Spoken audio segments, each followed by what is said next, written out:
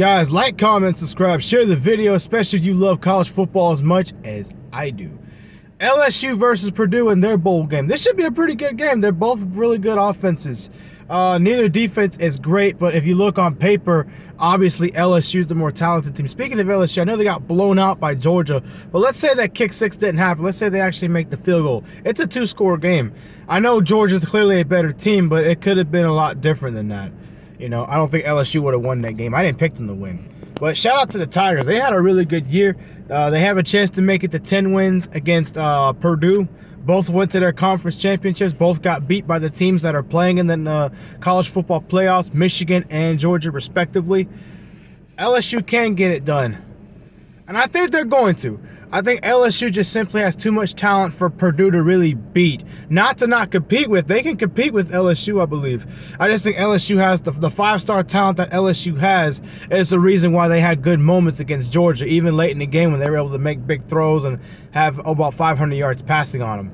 That's why, because they have the talent. So I think the talent, they will overmatch Purdue to an extent. Purdue's going to compete. They're going to play. They have a really good quarterback that can air it out. But whether it's Jaden Daniels or Nussmeier, whatever his name is, I might be saying his name wrong. I think LSU should win this football game. This might be a bit of a shootout. I do think Harold Perkins will actually arrive in this game and make some plays. He didn't do much with Georgia, but he did it with Arkansas. If he can do it with Arkansas and blow up their offensive line, I know darn well he can blow up Purdue's offensive line. I got LSU winning this game. It's going to be a bit of a shootout in the second half. The first half, I think, it'll be kind of low scoring. I don't think either offense is going to be able to get much going. I know LSU's secondary is not great. They've given up big plays. That's the weakness of their defense. But LSU's got a really good defensive front.